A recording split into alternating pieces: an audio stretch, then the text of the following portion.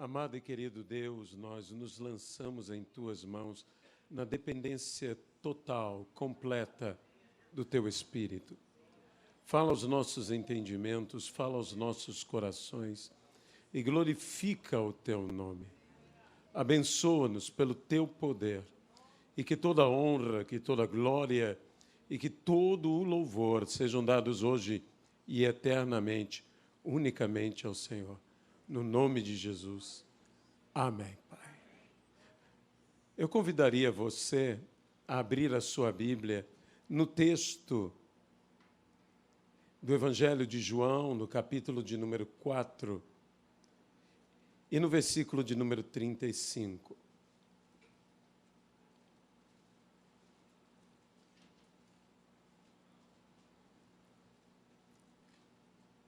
Não dizeis vós que ainda há 4 meses para a ceifa?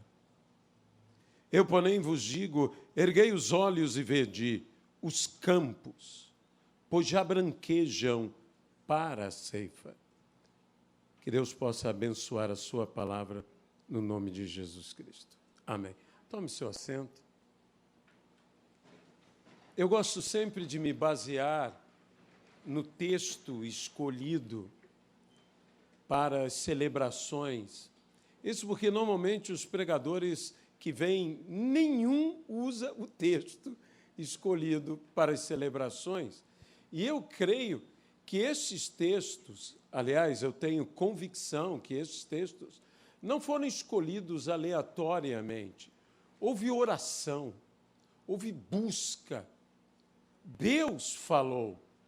E então, meus irmãos, eu quero estar num espírito de concordância com aqueles, com a liderança que escolheram, juntamente com a orientação do Espírito Santo, esse texto e trazer uma meditação em cima deste texto.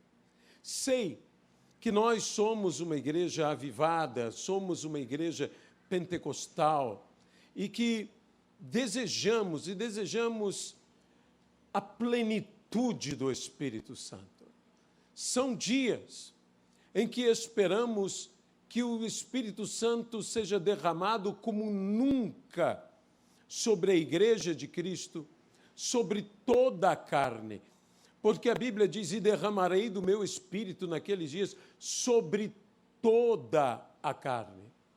E então nós temos chamado, num cunho bíblico, essa experiência de a plenitude do Espírito Santo. Nós queremos a plenitude. Em espanhol se usa uma palavra que seria a cheiura, estar plenamente cheio. Mas a plenitude vai além de estarmos totalmente cheios. A plenitude, dizem alguns estudiosos da língua hebraica, que significa mais transbordamento do que enchimento. Então, é ir além do enchimento, ir ao transbordamento, transbordarmos, estarmos numa realidade tão especial.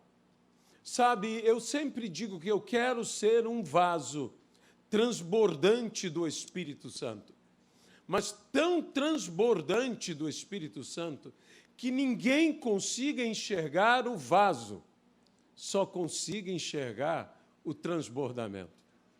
É assim que nossas vidas devem viver de fato. E aqueles que são conhecedores da língua hebraica dizem que o significado mais original o mais antigo, seriam como as águas que cobrem o mar. O que Abacuque fala. Como as águas, diz que a glória do Senhor encherá a terra, como as águas cobrem o mar. Isso significa dizer o quanto será a sua plenitude. Não deveria ser igual para todos? O derramamento é igual. Mas como no mar, o que determina o volume de água que uma seção do mar possui é a profundidade. Meus irmãos, aqueles que possuem em sua vida uma maior profundidade receberão em sua vida um maior volume da plenitude do Espírito Santo. E então é tão importante recebermos figuras como o professor, e deixe-me chamá-lo de professor, mais corretamente chamá-lo doutor, Antônio Gilberto, que é um dos expoentes em nosso meio, para que nos ministre e nos ajude a escavar a palavra da verdade, a fim de que nós possamos ter em nós aberturas que produzam profundidade em nossa vida, a fim de recebermos o derramamento do Espírito Santo e contermos um grande volume deste derramamento. Sabe, Jesus diz algo que nos parece, no mínimo, curioso. Erguei os olhos e vede o tempo, porque os campos já branquejam. Se Jesus falava da colheita de trigo, que ainda demorava 4 meses para acontecer, e, no entanto, Jesus diz, ergam os olhos. Meus irmãos, se eles estavam na cidade de Samaria, que por sua topografia está mais alta, diria eu, estando na cidade, olhem para baixo e vejam os campos. E Jesus diz, ao contrário, Jesus disse, ergam os olhos e vejam os campos. Mas, Senhor, que campos são estes? Que eu os contemplo nos céus. Não podem ser os campos da terra, mas sobre os mesmos campos da terra, Jesus diz que eles já branquejam. Porém, o trigo, quando está maduro, branco não é, a farinha pode ser, mas o campo não. Os campos de trigo são amarelos quando estão maduros. Há poemas que falam dos cabelos louros como os trigais, como os campos de trigo. Os campos de trigo são amarelos. E como Jesus diz, já branquejam? Por que branquejam? Aonde estava Jesus? E com ele, aonde estavam os seus discípulos? Numa cidade samaritana. E os samaritanos, quando iam à colheita, tinham o costume de usar turbantes brancos. E Jesus disse, vejam bem, vocês estão esperando, e os samaritanos já estão colhendo. Os campos já estão branquejando da presença dos ceifeiros,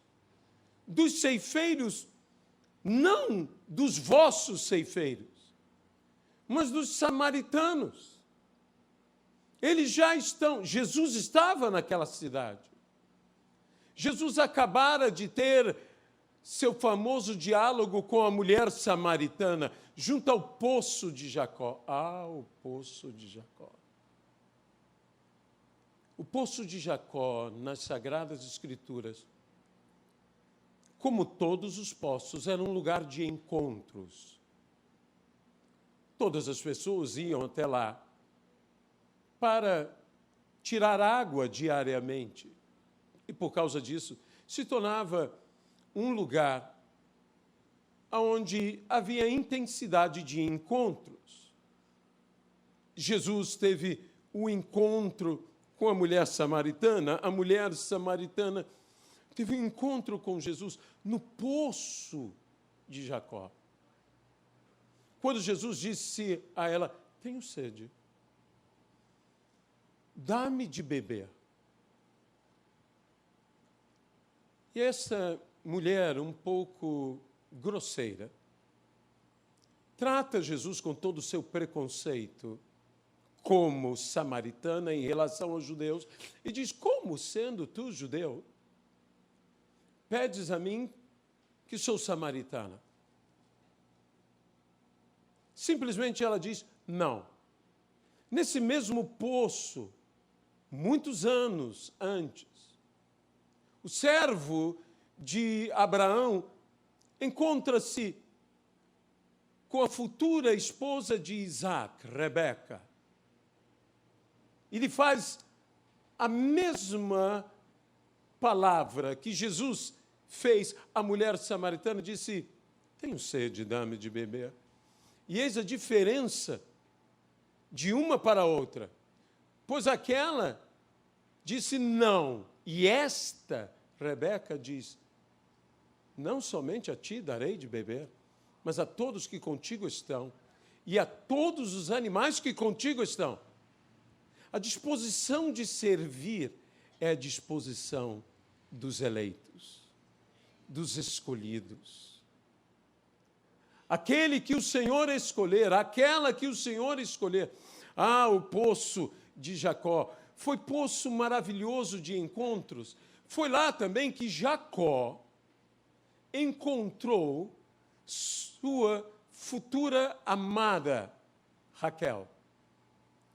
Que lugar interessante era o poço de Jacó. Passado muitos anos, também lá no poço de Jacó,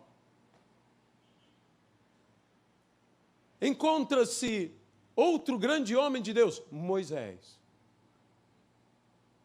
com as filhas de Jetro, e entre elas, sua futura esposa, Zípora.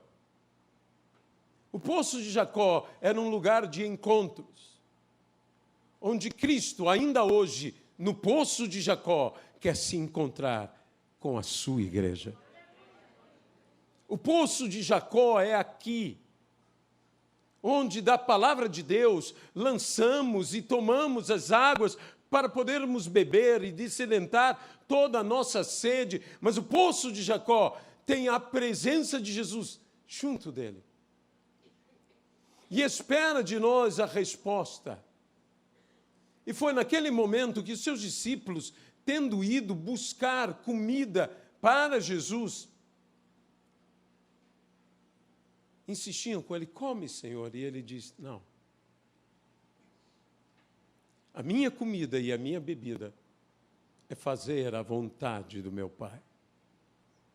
Meus irmãos, naquele dia, Jesus atendeu a sede de uma cidade inteira, de uma mulher que tinha, eu diria, a sua alma em pedaços, tão ferida, tão machucada, de seus próprios discípulos, cheios de questionamentos e de dúvidas e de preconceitos.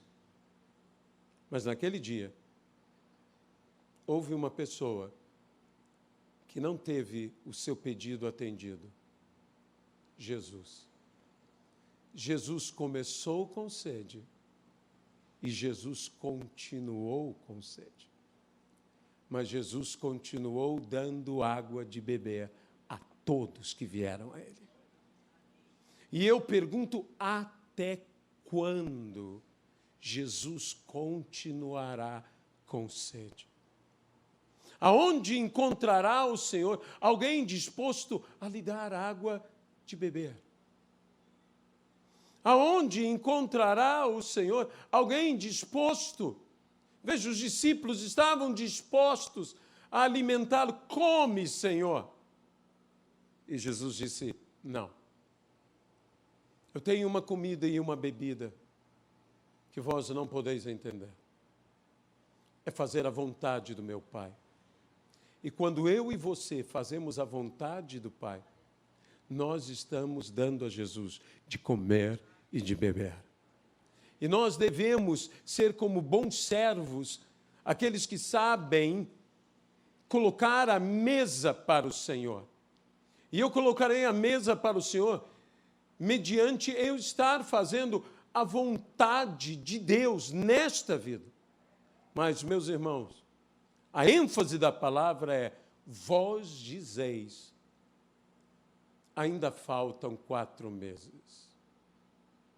E Jesus diz: a hora chegou.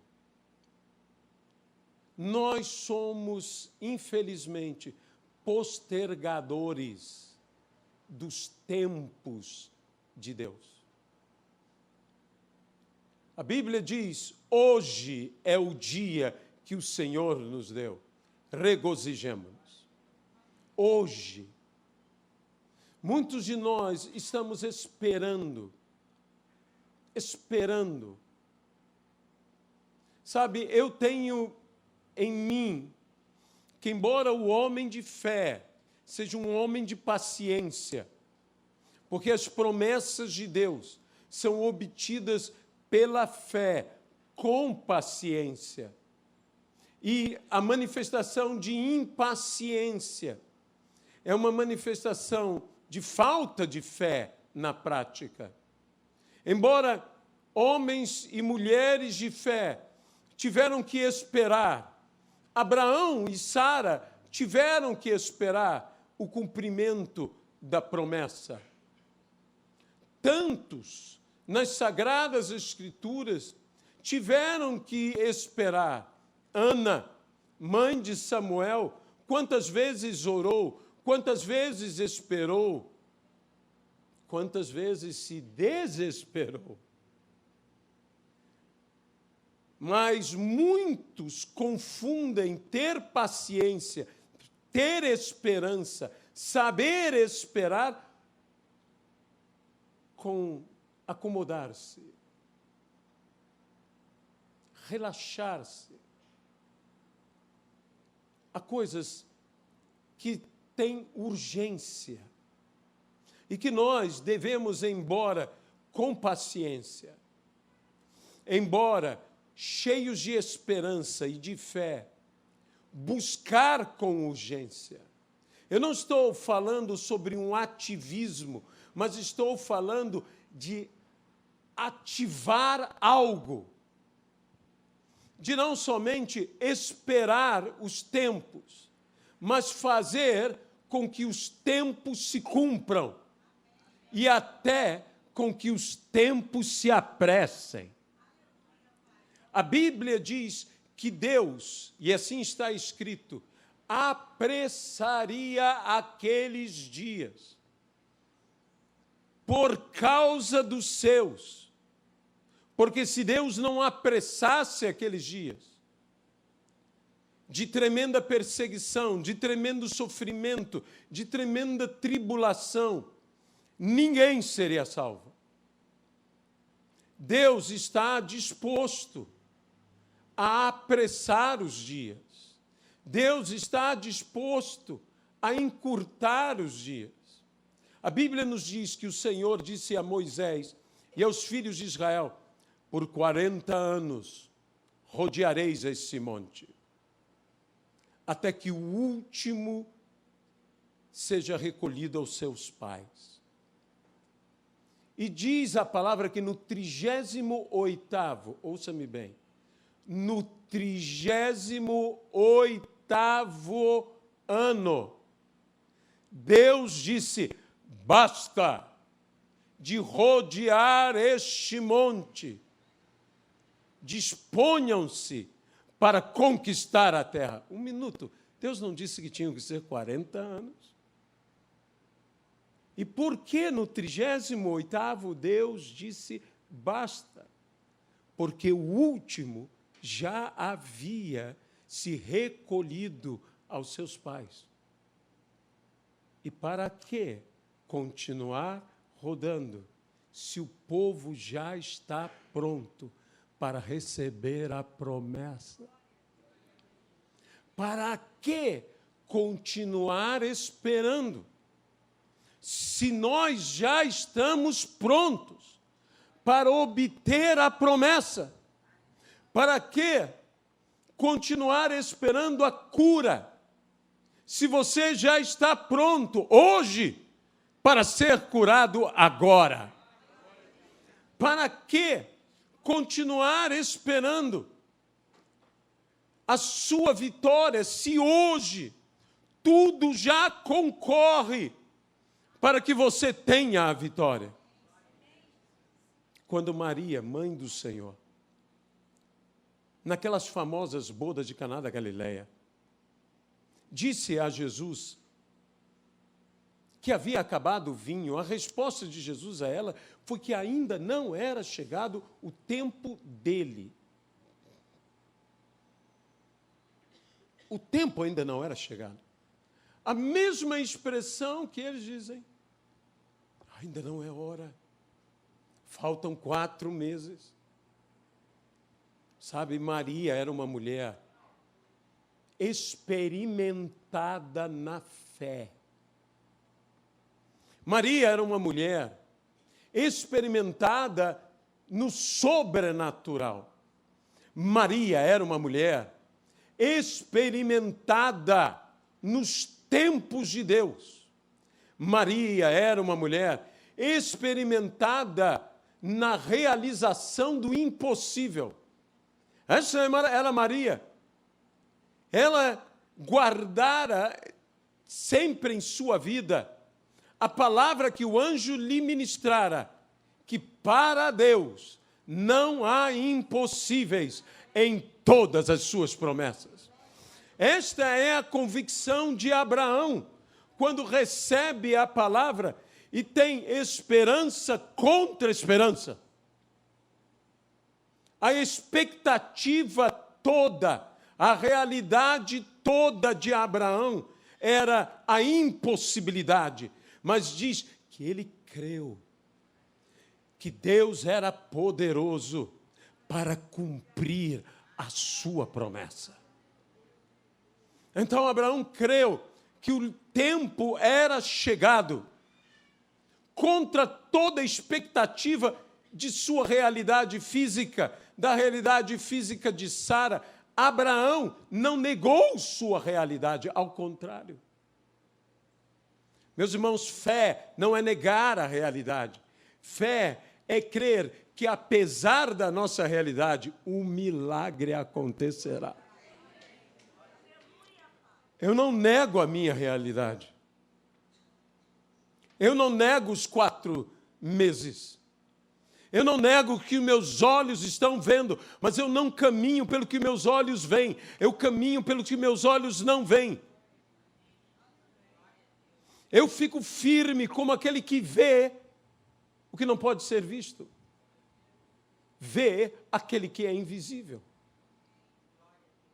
Eu gosto tanto dessa expressão relativa a Moisés, porque a Bíblia diz que Moisés, no seu grande encontro com Deus na sarça ardente, cobriu o seu rosto, porque temeu ver a Deus. Mas caminhando com o Senhor, libertando o povo de Israel, atravessando o Mar Vermelho, andando para o Sinai, e volto a dizer, caminhando com Deus, aquele que cobriu o seu rosto para não ver a Deus, pede a Deus o que antes não queria. Diz, mostra-me a tua face. Deus lhe diz, ninguém pode ver a minha face e viver, mas cobrirei o seu rosto e farei passar diante de ti toda a minha bondade. E tu verás as minhas costas. Deixe-me dizer uma coisa, meus irmãos.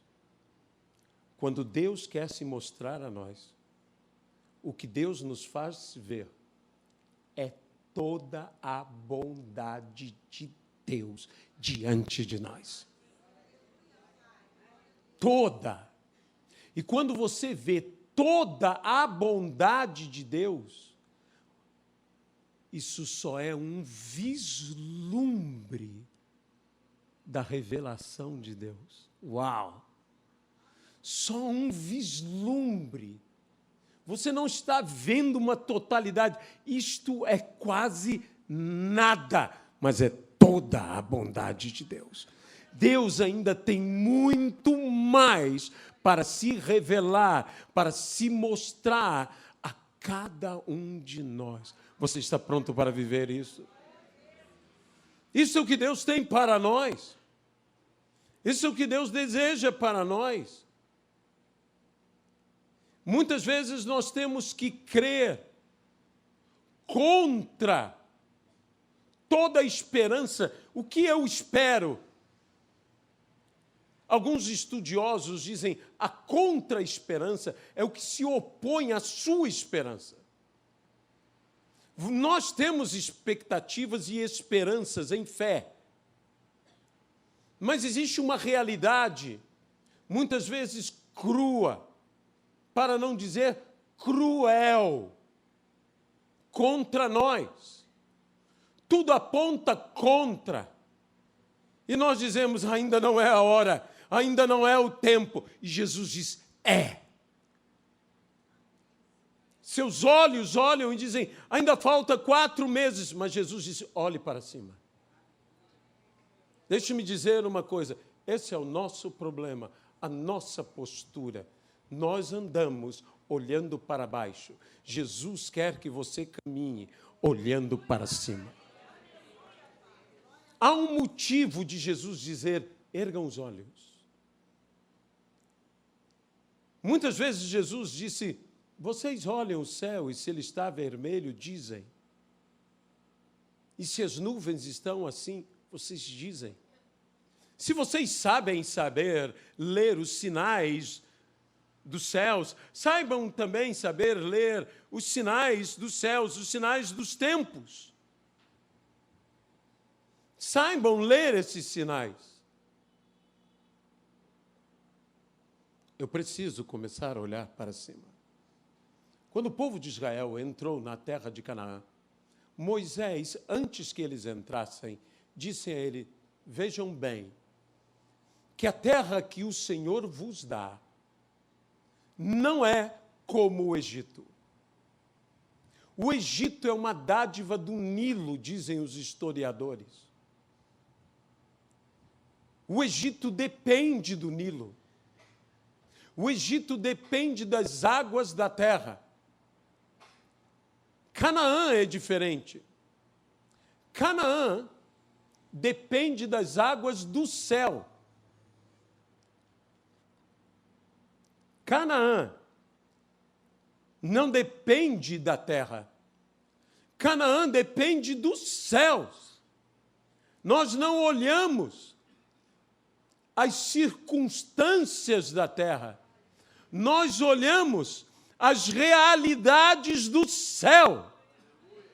O que determina que o tempo chegou à minha vida não são as circunstâncias da terra, são as realidades do céu.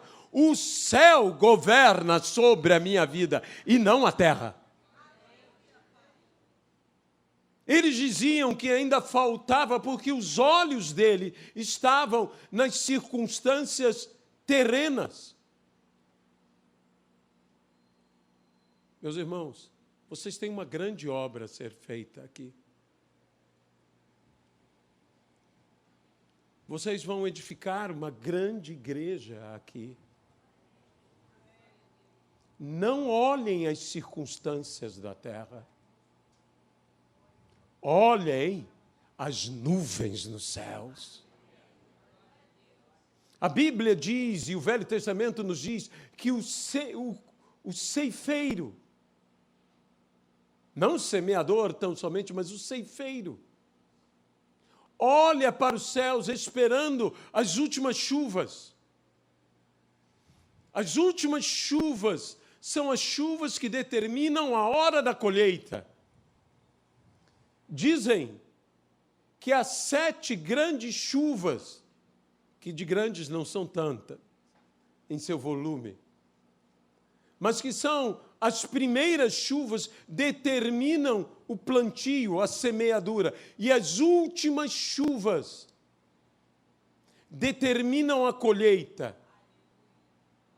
Nós estamos para a grande colheita. E o que determina isso não são os campos. O que determina isso são os céus. São as chuvas que vêm. Eu creio num grande avivamento, por isso eu comecei falando de plenitude. Por isso eu comecei falando de enchimento do Espírito. Meus irmãos, o que determina não é o campo.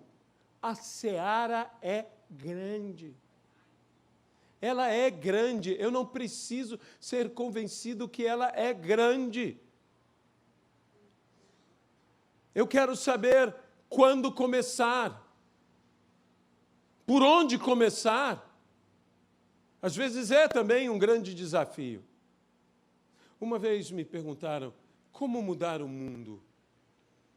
Eu disse, sabe, o mundo é tão grande, o mundo é tão problemático, ele precisa de tanta mudança, que muitas vezes você olha o tamanho do desafio e não sabe exatamente por onde começar. Mas existe um lugar que eu consigo, com maior facilidade, iniciar a mudança de um mundo inteiro. Aqui, em mim. Eu sou o primeiro lugar que eu quero mudar para mudar um mundo inteiro. Quando a mudança chega a mim, a mudança se estenderá a outro. Eu creio plenamente no poder da transformação que o Evangelho tem. Eu creio. Meus irmãos, eu creio que nós temos que ser mudados, porque é de glória em glória, é de vitória em vitória. E a Bíblia diz que cada um de nós será transformado à imagem e semelhança do Senhor, até chegarmos à perfeita estatura de Cristo Jesus. Como pelo Senhor o Espírito, assim seremos nós transformados. E nós precisamos dessa transformação. Eu não aceito a estagnação de uma obra redentora, transformadora, salvadora. Eu creio no desenvolvimento da salvação e que é ordenado a mim, a você, desenvolver a vossa salvação. Eu creio que hoje eu tenho que estar mais salvo do que ontem e amanhã eu tenho que estar mais salvo do que hoje eu estou. Eu creio que as evidências da salvação, de frutos dignos de um genuíno, de um verdadeiro arrependimento, tem que estar em minha vida. E isso eu falo a todos os níveis, a nível emocional, a nível espiritual, a nível moral, a nível da palavra, do conhecimento, a nível de ministração, de manifestação de poder, a nível físico. Eu creio que Deus muda o nosso físico. Eu não estou falando de anjos emagrecedores. Embora eu creia que Deus pode enviar um anjo na tua vida, eu não tenho nada contra isso. Espero que você também não. Se Deus quiser emagrecer alguém que tem dificuldade, seja feliz. Deus te abençoe. Meus irmãos, eu creio que Deus pode dar cabelo a careca. Se você não crê, não vamos brigar. Mas eu creio. Eu creio que Deus pode deixar o feio bonito. E isso é um baita de um milagre. A Bíblia diz que a alegria do coração formoseia o rosto. Eu creio que nós podemos ter rostos diferentes. Eu creio que nós podemos ter comportamentos diferentes. Eu creio, você sabe, eu já nasci sério. Eu não sei se algum dia eu fui criança. Eu tenho uma esperança que sim. Que sim.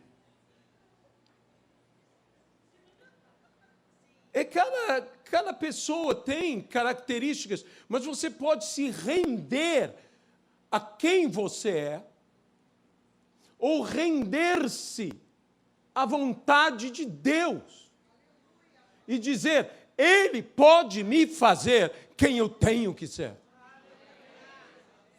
E se tornar uma pessoa surpreendente. Mas o nosso problema é dizer: ainda há tempo. Muitas vezes o nosso problema é falta de urgência. O postergar é um pecado nas Sagradas Escrituras. Se você não crê, está escrito: não deixe para fazer amanhã o que você pode fazer hoje. Postergar, podendo fazer, é um pecado. Eu sei que não é um amém que nós gostamos de fazer, mas se o poder fazer e deixar de fazer estar errado, imagine o ter que fazer e você adia fazer. Porque há uma grande diferença em poder fazer e ter que fazer.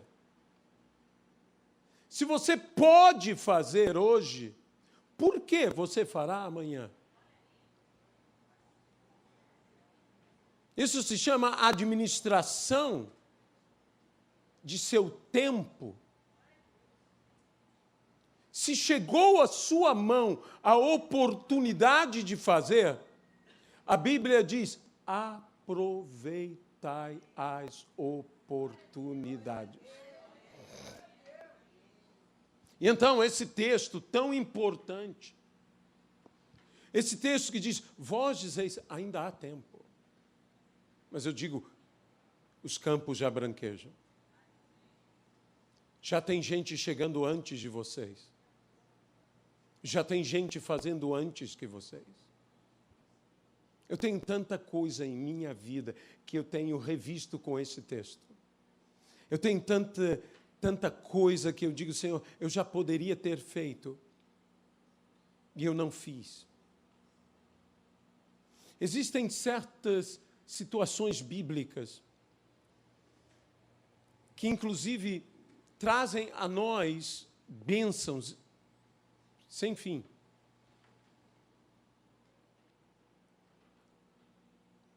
Um deles é um texto muito conhecido que é: honra teu pai e tua mãe, para que se prolonguem os seus dias sobre a terra. E tudo que faças seja bem-sucedido. Só que existem pessoas que têm um desafio para cumprir isto, por causa dos tempos. O tempo é algo implacável.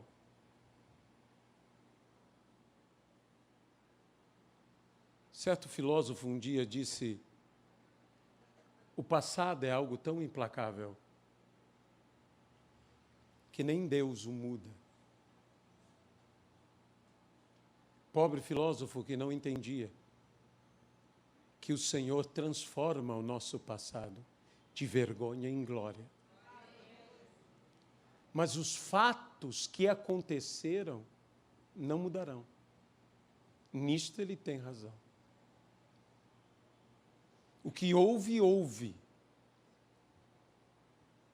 E se eu não honrei meu pai, se eu não honrei minha mãe, e se agora meu pai e minha mãe já se foram, já não mais presentes estão para que eu possa honrá-los, existe resposta para tudo nas Sagradas Escrituras. Disse Davi de seu trono: acaso haverá alguém da casa de Saul para que eu haja de bondade e benevolência para com ele. Uau! Você quer honrar teu pai e tua mãe? Eles não mais estão presentes?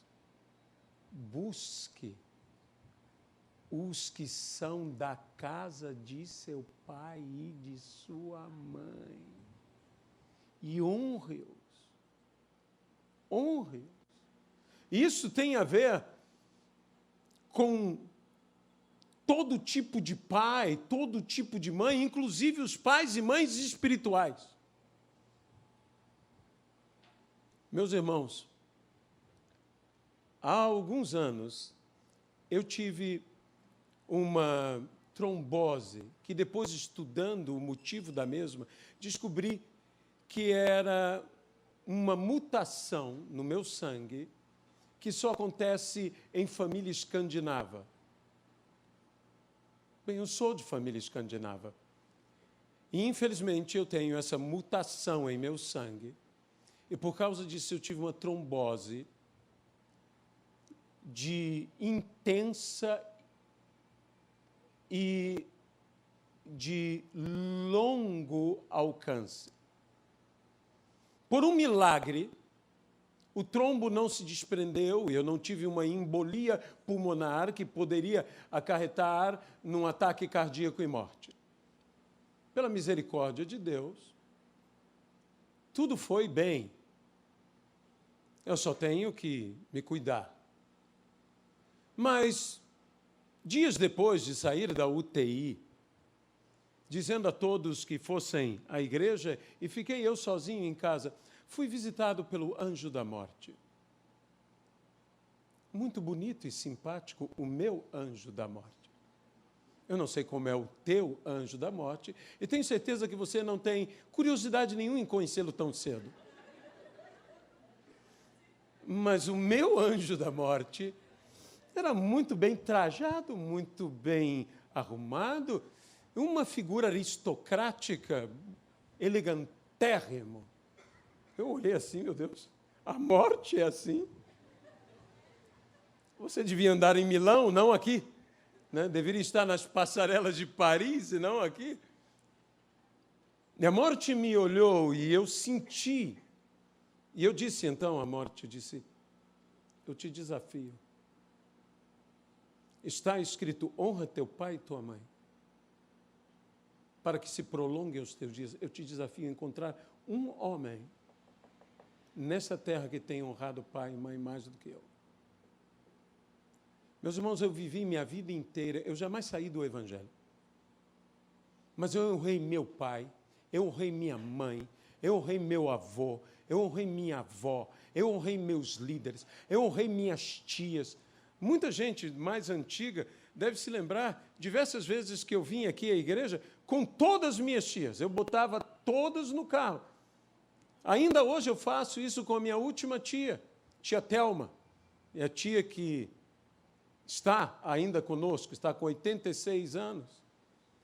Quando, ano passado, eu fui aos Estados Unidos pregar e Luiziana não pôde ir comigo porque me trocou por outro, pelo meu neto.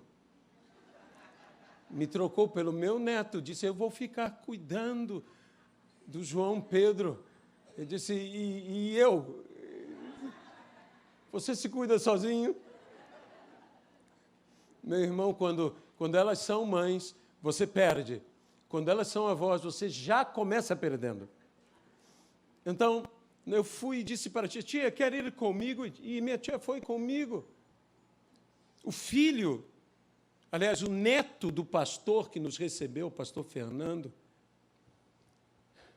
ele chegou para a sua avó, pastora Cíntia, eu disse, vovó, eu já decidi. Ele disse, o quê? É tão fantástico quando eles conversam conosco. Quem é avô sabe disso. Vovó, eu já decidi, vou ser pastor. E a avó, numa alegria tremenda, disse, seu avô vai ficar, é o único neto, vai ficar numa felicidade. Um momento, vovó, ele sempre tem um momento. Eu não vou ser qualquer pastor. Eu já decidi o tipo de pastor que eu quero ser. Disse, qual? Igual aquele, era eu. Igual aquele. Aquele eu quero ser. E eu disse, mas nós recebemos tantos pastores aqui. O que há nele tão diferente dos outros? Ele disse, vovó, quantos pastores que nós já recebemos que trouxe a sua tia velhinha aqui? E ela disse, nenhum. Ele disse, esse trouxe. E um dia a senhora será velhinha. E eu quero levá-la comigo. A avó disse, a Deus seja a glória. Não é? A Deus seja a glória. Meus irmãos, há como fazer os tempos acontecerem. Você pode se sentar e esperar o tempo acontecer. Mas esperar com paciência, o texto que diz, esperei com paciência no Senhor. E Ele, a seu tempo, ouviu o meu clamor. Sabe, meus irmãos, isso não é uma espera passiva. Em hebraico, isso é uma espera ativa. É esperar trabalhando, é esperar agindo, é esperar executando. Deus vai mandar chuva. Vamos cavar, vamos preparar cisternas. Você já leu essa profecia? Cavem cisternas, porque eu vou mandar chuva. Você tem que estar agindo coerente com a profecia. Deus te diz, filho ou filha. Quantas vezes nós ouvimos essas palavras dentro da igreja? Vejo malas. Você, a primeira coisa que tem que perguntar é se tem alça ou não. Não é? E rodinha para facilitar tudo na sua vida. Porque se for uma mala sem alça, a interpretação é outra. Mas vejo malas. E a pessoa se empolga, aleluia, glória a Deus, aleluia, mas não faz passaporte. Te envio às nações, cadê o teu passaporte? Não, estou esperando o convite. Sabe quando que o convite vai chegar? Nunca. Ou então, Deus disse que vai te dar um carro. Aleluia! E você não tira a habilitação. Sabe quando Deus vai te dar um carro? Quando você tirar a habilitação. Porque Deus não anda fora da lei, você concorda comigo? Deus não vai te dar um carro para você tê-lo na garagem. Deus quer te dar um carro para que você use. Coerente nós temos que ser, cada um de nós. Nós vamos construir, falando nós vamos, eu estou sendo atrevido. Vamos construir esse templo novo. Já temos este. Tá bom, agradável, ar-condicionado, bom som, bom ambiente, gente bonita. Pelo gente bonita você diz amém, não é? Senão pela fé, que aí traz à existência o que antes não existia. Não é? Então vai pela fé. E nós dizemos, e quando vamos fazer? Quando tivermos dinheiro. Sabe quando é que nós vamos fazer? Nunca. Tem gente que tem. Eu tenho um amigo que está esperando para fazer uma grande construção lá em São Paulo, o pastor Lamartine. Ele tem uma pequena poupança de 30 milhões de reais para começar a obra. E eu disse, Lamartine, por que você não começou? Estou esperando o sinal de Deus. Eu queria pular no pescoço dele e dizer, mais sinal que isso?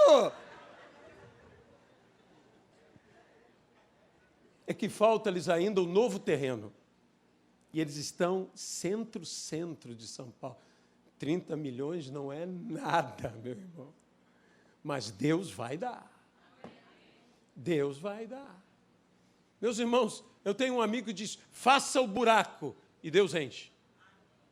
Eu não estou dizendo para você fazer uma dívida.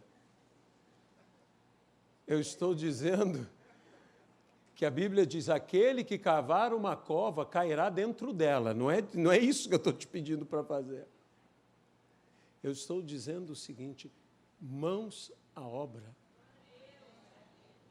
Não espere, olhe para os céus. Se dos céus está te dizendo, a hora chegou, não espere mais. Não espere mais. Vós dizeis que ainda faltam 4 meses. O que são 4 meses? Um período, uma estação. 4 meses é uma estação. Nós temos estações. Então, você tem de 3 em 3 meses uma nova estação no ano. 4 meses é estar numa nova estação. Você está esperando uma nova estação? Você tem que viver a tua estação. Você tem que viver agora. Você tem que procurar figos na figueira, quando não é tempo de figos. Mas você procura, como Jesus procurou, figos na figueira. Pare de querer procurar só quando é tempo, quando tudo concorre. Se tudo concorresse, não era milagre. Deus deseja agir no sobrenatural, no milagre. Meus irmãos, pela misericórdia do Senhor, eu já preguei até agora em mais de 20 países. Eu não vejo em mim a capacidade. Alguns dizem que eu até prego direitinho, mas eu não vejo em mim isso. Às vezes eu fico pensando, Senhor, o que eu sou? A gente que diz que eu sou um apóstolo. Ele é um apóstolo. Até tem gente que me chama de apóstolo Aloísio. Obrigado. Obrigado. Quem é você? Alcoólicos Anônimos, apóstolo Aloísio. Né? Eu não sei. Eu agradeço a honra, mas eu me preocupo com a responsabilidade. Outros dizem que eu sou profeta, que eu tenho voz de profeta, tenho corpo de profeta, me falta barba para ser profeta. Isso é uma coisa que eu não tenho de jeito nenhum. Não é? Eu tenho que deixar crescer, mas fica muito feio. Eu pareço um... Você vai pensar que é um seriado dos Vikings, se eu chegar aqui de barba. Eu fico... Dá medo, dá medo. E, às vezes, esse meu jeito de ser me prejudica até. Eu estive em Campo Grande, Mato Grosso do Sul, pregando, porque existe Campo Grande aqui também, não é?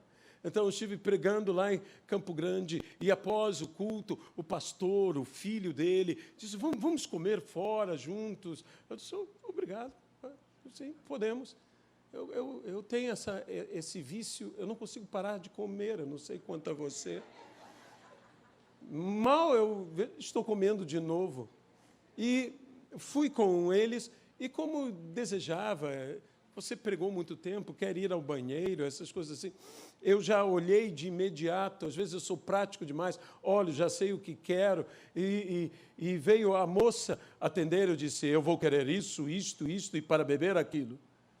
E muito obrigado. E me levantei para ir e olhei para ela, e ela deu 3 passos para trás, encolheu-se e disse para mim, moço, eu estou apavorada. Eu disse, com o quê? Diz, com o Senhor.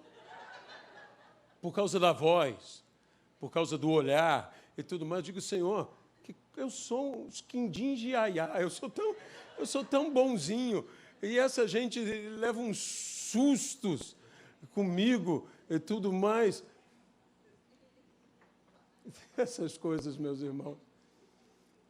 O que a gente pode fazer, não é verdade? Mudar. Mudar.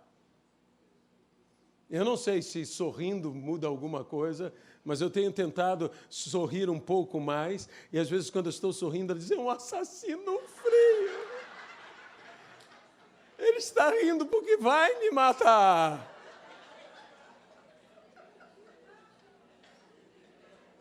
Mas a gente chega lá, porque Deus tem o poder de nos mudar. Em algum momento as coisas vão mudar. Basta a gente continuar crendo. Crendo. Meus irmãos, Deus tem me falado cada vez mais sobre o meu ministério, e eu creio que Deus tem falado cada vez mais sobre o seu ministério, e Deus tem falado cada vez mais sobre o ministério dessa igreja, e nós não podemos esperar que as coisas aconteçam. Gente de fé faz as coisas acontecerem. Deixa-me dizer uma coisa. Deus disse a Davi, tu não edificarás o templo. Não é verdade? Teu filho edificará. Davi podia ficar de braços cruzados e dizer, Salomão, que se vire. O que fez Davi? Deus disse que eu não posso construir, mas não disse que eu não posso preparar tudo para a construção. Isso é gente de fé. É gente que não cruza os braços diante de uma negativa até de Deus. Não posso? Não posso. Mas o que eu posso, eu posso. E o que eu posso, eu vou fazer. E não vou esperar que as coisas aconteçam. Ah, não é tempo. Não é hora. Não. Sabe, a América do Sul inteira está em crise, não é o Brasil que está em crise. De certa maneira, o mundo está em crise. Amigo meu, que já esteve aqui, pastor Hugo Weiss, ele foi querer trocar de carro recentemente, mas se a nossa crise está grande, a deles está muito maior. E então disse, aqui está o meu carro antigo, eu quero dar de entrada, quanto eu tenho que dar de volta para ter um carro novo? Lhe disseram um valor,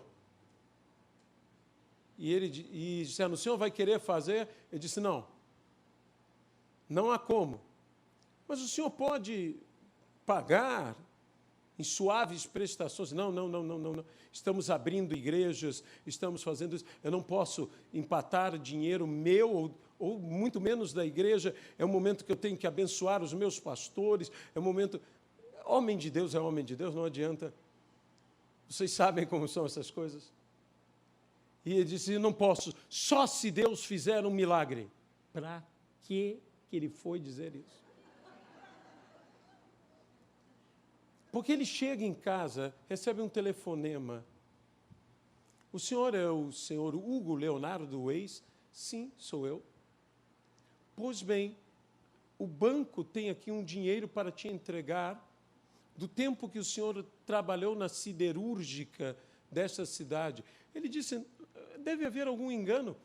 Quando eu trabalhei aí e eu fiz a minha rescisão, eles me pagaram todos os direitos, eu não tenho mais nada que receber. Não, aqui diz que o senhor tem algo que receber. Por favor, eu não quero receber algo indevido. Meu irmão, tem gente que é engraçado, Deus quer abençoar. E o pessoal fica dizendo, não, muito obrigado, não, muito obrigado. Um dia vai entrar e vai olhar que nem Moisés, Deus de costas. Porque Deus vai dizer, nem te olhe de frente. Porque eu estou querendo te dar a bênção. E Hugo disse, tá bom, eu vou aí. Chegou lá e esperava receber um troco. Sabe quanto era? O valor exato da diferença do carro. É só milagre? Isso é a coisa mais comum na nossa vida. O extraordinário, o sobrenatural. Meus irmãos, por favor, não olhe as circunstâncias da terra. Olhe as condições do céu. O povo de Israel, e com isso eu termino, por anos e anos, aprendeu a caminhar debaixo do peso da escravidão. E o peso da escravidão nas suas costas faz com que vocês andem, ou nós andemos, olhando para os nossos pés. E encarando o nosso umbigo. Há muitas pessoas que assim, só olham os seus pés. Só encaram os seus umbigos. Sabe, cego, biblicamente, não é apenas o que não pode ver, mas o que vê a curta distância. Isso também é cegueira. A Bíblia diz, aqueles que tais coisas não estão presentes, é cego, só vendo as coisas que estão ao seu redor. Se você só consegue enxergar esse curto espaço, isso é cegueira.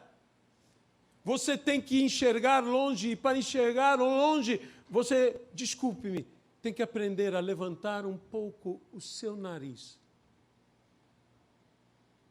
Olhar para cima. Enxergar distante.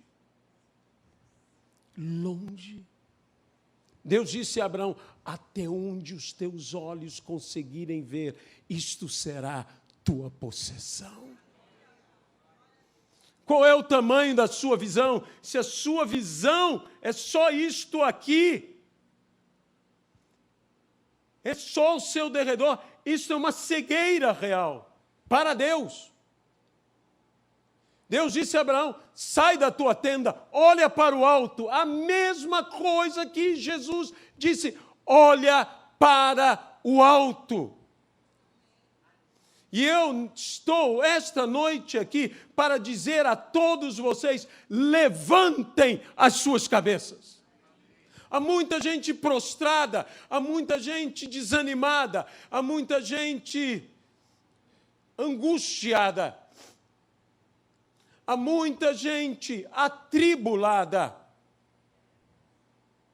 Mas hoje Deus diz a você, levante a sua cabeça. Não fique mais prostrado, não fique mais derrotado, erga a sua cabeça.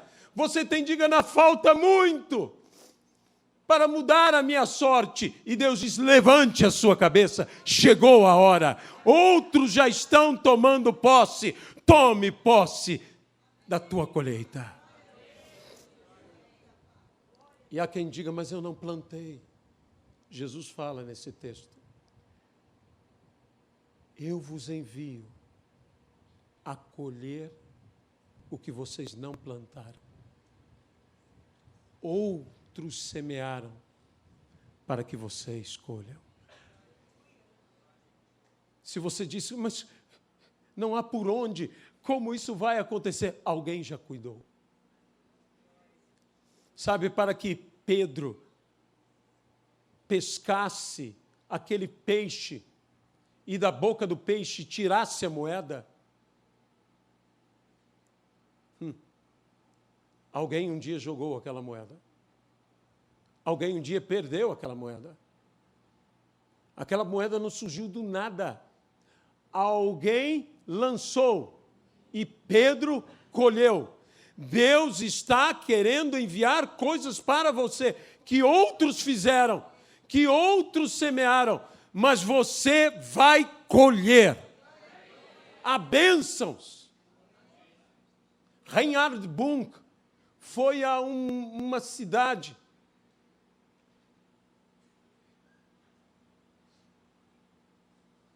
que David Livingstone esteve pregando, ministrando, e que Livingstone escreve no seu diário que ninguém se converteu, mas ele esteve pregando lá.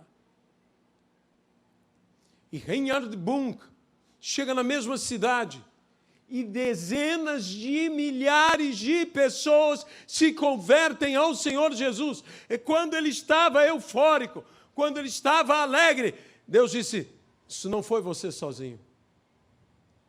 Há muitos anos esteve David Livingstone aqui e lançou a semente que hoje você colheu. Meus irmãos, nós estamos para a maior colheita de todos os tempos. Nossos pais na fé semearam para que agora os pais entesouraram para os filhos e os filhos colherão os tesouros dos seus pais. Não espere mais. Faça pela fé a sua hora acontecer. Amém? Amado e querido Deus, nós entregamos no nome de Jesus Cristo, não só essa palavra, mas estas vidas. Pedimos que o Senhor possa agir em cada pessoa. Pedimos que o Senhor possa se manifestar a cada pessoa. Pedimos que o Senhor possa trazer o tempo a cada pessoa. Que não fiquemos sentados esperando o tempo acontecer. Que nos levantemos a colher os campos que já branquejam. Outros já estão aonde nós deveríamos estar. Vá para lá.